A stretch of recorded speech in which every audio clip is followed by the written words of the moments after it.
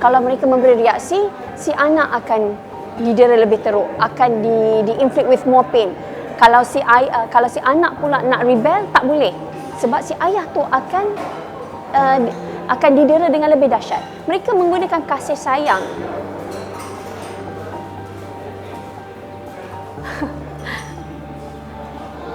Dia menggunakan kasih sayang sebagai weapon.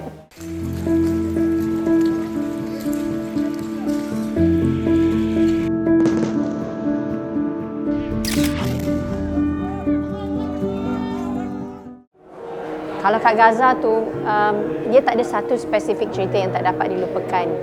Dia terlalu banyak cerita yang tak dapat dilupakan. Tapi yang memberi impak pada saya rasakan macam inilah. Bila kita masuk ke dalam satu-satu negara, tempat, kita pasti macam ada di tempat-tempat tertentu, satu dua orang, beberapa orang dalam komuniti yang pernah lalui satu peristiwa yang traumatik yang tak dapat diterima akal, sebagai contohnya pembunuhan. Itu satu benda yang besar kalau kat dalam negara kita. Dia mana-mana orang kalau ada kes pembunuhan, dia akan jadi viral, dia akan menjadi isu yang tular, akan menjadi kenangan pahit, memori hitam dalam satu-satu masyarakat. Tapi bayangkan bila masuk Gaza, kita memang tahu tu kawasan konflik, tapi bila tour guide kami pada ketika itu katakan, ketuklah mana-mana rumah, semua ada cerita yang traumatik tentang kematian kekejaman rejim Zionis. Sebab tour guide yang membawa kami pada ketika itu, dia menceritakan dia ada dua orang abang, dan ada satu peristiwa di mana abang sulungnya ditembak secara direct oleh sniper ataupun tentera Zionis di depan mak dia. So sebagai ibu, mestilah kita nak dapatkan bantuan. Dia nak telefon ambulans, tapi tentera Zionis tak izinkan. Apa lagi seorang ibu nak buat bila dah tengok anak tu hampir kayaknya dah nazak kan, dah memang dah nazak sangat, dah memang tunggu masa saja nak syahid. So ibu tu automatically nak ambil air dan bagikan sikit air kepada anak dia. Itu pun dihalang. Jadi ini adalah satu perkara yang sangat traumatik. Maksudnya dia bukan sahaja kesedihan kehilangan orang yang kita sayangi, tetapi terpaksa melihat kekejaman yang dilakukan ke atas orang yang kita sayangi tanpa kita mampu berbuat apa-apa. Yang macam sekarang ni kita tengok video yang kini tular, di mana ayah dan anak lelaki di-kidnap, dibawa dan didera. Mereka terpaksa bertahan dan diam sebab kalau mereka memberi reaksi, si anak akan didera lebih teruk, akan di-inflict with more pain. Kalau si anak pula nak rebel, tak boleh. Sebab si ayah tu akan didera dengan lebih dahsyat. Mereka menggunakan kasih sayang.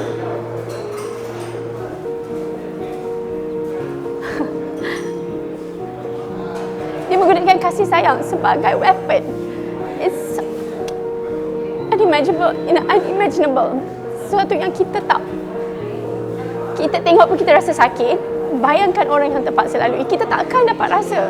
Kita tak lalui benda tu. Kat Malaysia tak berlaku perkara macam tu. So kita tengok pun kita rasa berat. Ini kan pula mereka yang kena lalui. Dan yang paling menyakitkan saya kira ialah kita terpaksa melihat kekejaman yang berlaku di depan mata kita in real time, 24 hours, tanpa kita mampu membuat apa-apa. Dan kebatilan tu jelas sangat. Apa yang hak dan apa yang batil tu kita dah sampai satu saat yang batil dan hak tu jelas. Tak ada in between. Dan bukan sahaja dikatakan oleh umat Islam, tapi di seluruh dunia. Kalau orang kata ini isu agama ke, ini bukan isu agama. Ya, kita sebagai ummah, seorang mukmin dengan seorang mukmin lain, kita ada talian silaturahim, kita ada talian persaudaraan. Tapi isu ni adalah isu merampas hak, merampas tanah, merampas property. Ini adalah isu sejagat. Dan saya kira manusia seluruh dunia yang ada hati dan perasaan sudah mula bangun, sudah mula nampak. Sebab tu yang kita tengok seorang anak lelaki seorang tentera udara Amerika, nama dia Aaron. Dia pergi membakar dirinya Dia bakar dirinya di depan kedutaan Israel di Amerika. Katanya Free Palestine sewaktu dia membakar diri. Dan dia adalah contoh di mana dunia sudah mula bangun. Rakyat jelata, rakyat biasa tak boleh terima dengan apa yang sedang berlaku. It's horrible. Dan paling saya rasa yang membuatkan kita rasa sakit ialah anak-anak yang dibunuh bukan melalui bom ataupun mortar, bukan melalui sniper, tapi disebabkan kelaparan. Mereka menggunakan kelaparan tu sebagai senjata membunuh, senjata genosid. Itu yang Israel gunakan ketika ini. Dan mereka melakukannya dengan begitu strategik sekali sampaikan saya tak fahamlah kenapa pemimpin-pemimpin dunia ni dah jadi tuli dan dah menjadi seperti kaldai mengikut telunjuk Israel dan mengiyakan dan membenarkan walaupun mulut mengatakan gencatan senjata mungkin akan berlaku tidak lama lagi ataupun ada yang mengecam, tetapi tidak ada apa-apa perbuatan yang tangible, yang jelas yang boleh menghalang Israel. Yang paling penting ialah Israel harus berhenti diberikan bantuan ketenteraan, diberikan bantuan kewangan oleh Amerika Syarikat dan sekutu-sekutunya. So for me, satu lagi visual yang saya tak dapat lupa yang tular juga ialah tentang seorang anak kecil yang berusia, saya tak pastilah umur dia berapa, mungkin dalam 7 tahun ke 6 tahun ke 8 tahun, lebih kurang macam anak saya je, yang terperangkap di bawah runtuhan selama 9 hari, yang bila penyelamat jumpa dia tinggal hanya kulit dan tulang.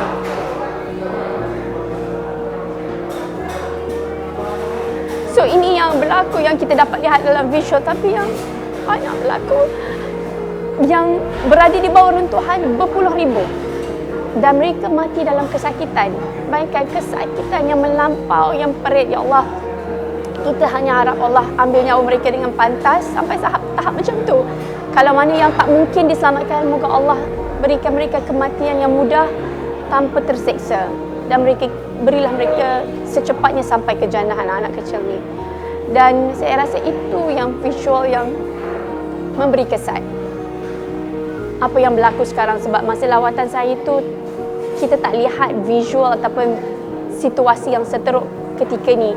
Malah orang Palestin kata apa yang berlaku sekarang ni lebih dahsyat daripada An-Nakbah pertama. Ni adalah lebih dahsyat. Dan memang dahsyat.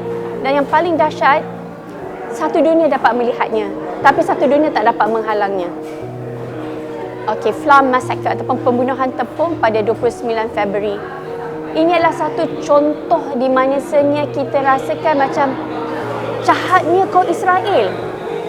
Habis jahat dah kau. Tapi setiap hari bila kita lihat kejahatan mereka, mereka membuktikan mereka lebih jahat daripada apa yang kita lihat semalam. Setiap hari kejahatan mereka tu berada di peringkat yang lebih bawah dan lebih bawah. Dan apa yang berlaku pada 29 Februari ialah di mana begitu ramai pemuda, lelaki, ayah, datuk yang sedang berkumpul untuk menantikan barangan makanan mentah yang kononnya akan tiba masuk ke dalam Gaza, yang untuk mereka bawa balik kepada keluarga mereka yang tengah kelaparan, yang mungkin ada dah mati kelaparan, yang anak-anak kecil tak ada susu. Mereka ni berkorban. Mereka tahu tanker-tanker Zionis Israel ini merata-rata yang akan menembak mereka pada bila-bila masa. Mereka mengambil risiko itu kerana mereka nakkan bahan makanan untuk dibawa pulang. Dan Israel tahu apa yang sedang rakyat Palestin sedang lakukan. Mereka sedang menunggu bahan makanan yang kononnya patut didistribut kepada mereka, diagihkan kepada mereka. Mereka menantikan truk, dan mereka ada di antara mereka yang sampai tidur di situ berhari-hari untuk menantikan ketibaan barangan bantuan.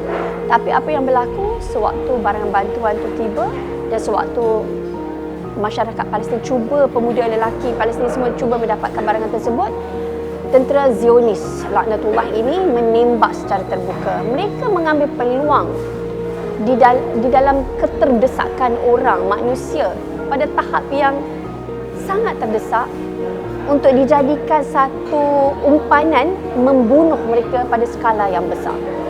Mereka menggunakan keterdesakan manusia So you cannot imagine how low can a person be. This is like everyday kita tengok social media, everyday kita dapat maklumat berita tentang apa yang berlaku di Gaza, di Palestin. Kita lihat Israel ni kan, macam kadang-kadang tak boleh nak imagine dah lagi teruk pada ni. Dan mereka sentiasa membuktikan mereka ni boleh jadi lebih teruk dan lebih teruk. Dan berita yang juga kita patut kongsikan kan, yang memberi kesan pada saya ialah tentang bagaimana orang Arab ni, orang Palestin ni, dia sangat menjaga maruah wanitanya. Dan mereka takkan cerita tentang kekejaman seksual terhadap wanitanya. Mereka takkan cerita. Bila saya ke sana, mereka memang kata ada, tapi mereka tidak war-warkan. Tapi dalam beberapa minggu lepas, dah mula ada perkongsian oleh orang Palestin menceritakan tentang kekejaman seksual yang dihadapi oleh wanita di sana. Mereka ditangkap, dibogilkan, diraba, dirogol. Ya Allah, tak tahu nak cakap apa. Itu adalah satu penyiksaan yang paling dahsyat oleh seorang wanita. Dan saya terdetik satu perkara je. Kalau orang Palestin dah boleh bercerita, maksudnya dah tahap teruk sangat dah ni.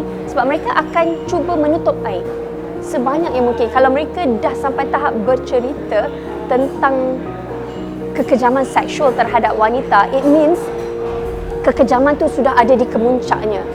Jadi wanita-wanita Palestin, anak-anak Palestin memang sedang berada bukan sahaja dengan kesakitan fizikal, dengan kesakitan dibom, kesakitan kelaparan, kesakitan kehilangan rumah, kesakitan tidak cukup makan dan pakai, tapi juga kesakitan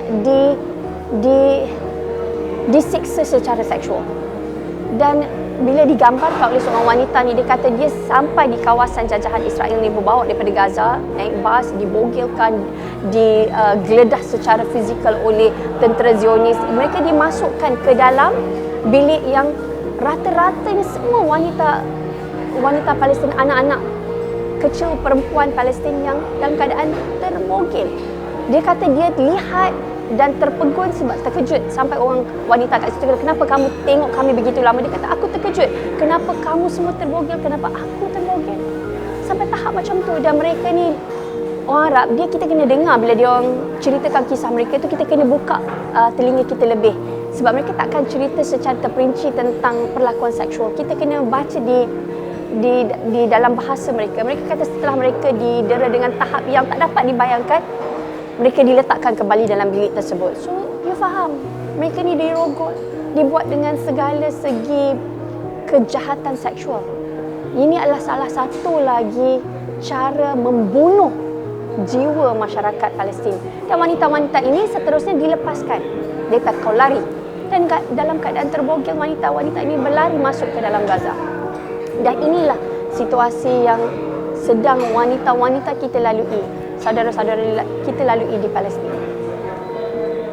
Macam saya ni, saya suka travel, saya suka berjalan-jalan, itu pertama. Kedua, kadang-kadang kita ada benda yang kita bagi lebih sikit kepada anak kita.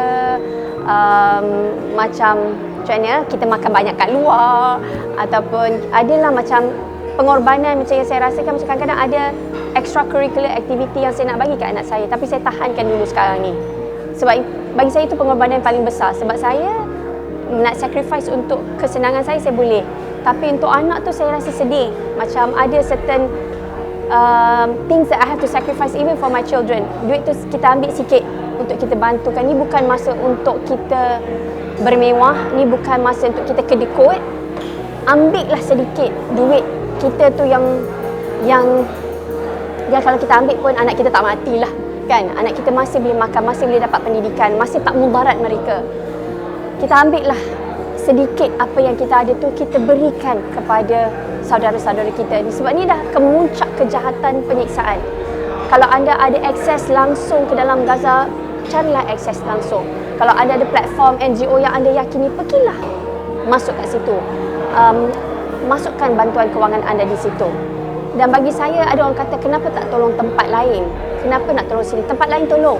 Tolong Syria, tolong Yaman, tolong rakyat Rohingya, tolong masyarakat-masyarakat yang lain. Tanpa mengira agama dan bangsa, tolong. Tapi ni adalah satu kejahatan yang paling dahsyat sedang berlaku di depan mata kita. Takkanlah kita tak nak buat apa-apa. Allah akan tanya kita nanti. Pasti Allah akan tanya, sebab ini ujian untuk kita semua. So carilah jalan macam mana pun. Kalau tak nampak, minta pada Allah, doa pada Allah, tahajud pada Allah, kata, ya Allah tunjukkan aku jalan yang terbaik untuk aku bantu. InsyaAllah Allah akan berikan anda jalan untuk anda beri bantuan. Minta pada Allah. Kalau anda rasa macam sekarang ada trust deficit, you don't trust anyone, minta pada Allah untuk bagi direction, bagi tempat yang anda ada keyakinan. Dan buatlah due diligence, beri bantuan. Sekarang ni bukan untuk kita bermewah, ni sekarang ni bukan untuk kita fikir diri kita. Dan akhir kata saya, jangan takut tengok visual yang mengecamukkan jiwa anda. Sebab Rasulullah dalam hadis ni mengatakan, kalau seorang mukmin dengan seorang mukmin yang lain, kalau saudaranya itu disakiti, dia akan rasa sakit juga. Kalau dia dalam kepanasan, kita akan rasa kepanasan. Kalau kita dalam keadaan sakit, dia dalam keadaan sakit, kita akan rasa sakit. Dan kalau kita nak lari daripada perasaan sakit tu, maksudnya kita tak jatuh dalam kategori hadis tersebut. Maka embrace, raikan kesakitan tu, raikan rasa anxiety tu, kerana anda adalah insan mukmin yang Rasulullah sebut dalam hadisnya. Kita adalah insan tu, ya Allah. Kadang-kadang kita dengar Al-Quran, kita dengar hadis Rasulullah ataupun kisah sahabat Rasulullah, kita fikir, ya Allah, jauhnya kita, mungkinkah kita mampu kecapi macam mereka, jauhnya peluang kita untuk dapat saham akhirat. Kita ni sekarang depan mata apa yang berlaku ni macam zaman para rasul, kejahatan yang melangkaui akal fikiran. So kita sudah berada di situ, apa kita tengah nak buat? Adakah kita nak jadi macam Umar Al-Khattab yang memberikan seluruh hartanya, ataupun kita nak separuh hartanya, atau Abu Bakar yang memberi sepenuh hartanya? Siapa kita? Kalau tak boleh sepenuhnya, tak boleh separuhnya, sekurang-kurangnya sedikit kita kena bagi supaya kita jatuh juga dalam kategori ini. Allah dah bagi peluang, kita je yang kena grab.